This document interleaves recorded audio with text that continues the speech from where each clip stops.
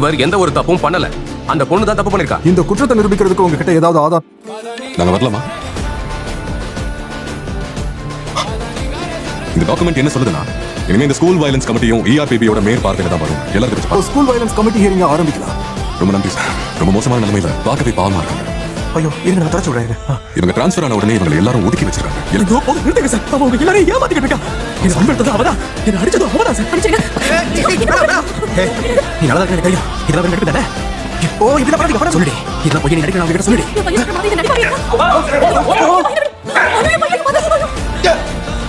உனக்கு எப்படி இருக்கு? ஏன்டா பண்ணணும் யோசிக்கிறியா? இல்ல உன் வெள்ள உடைச்சு உனக்கு புரிய வைக்கணும்னு ஆசைப்படுறியா? சொல்லு. அங்கிருந்த கையை விடு. இன்ஸ்பெக்டர் இமான் ERPBல ஒரு ஃபீல்ட் இன்ஸ்பெக்டரா இருக்காங்க. சியோங்குக்கு சம்பந்தப்பட்ட அந்த புல்லிங் கேஸ் விசாரிக்கிறதுக்காக தான் ஒரு ஸ்டூடெண்ட் வச்சிருந்தாங்க. சரி, நாங்க இவ்வளவு தூரம் வரைக்கும் போறோம்.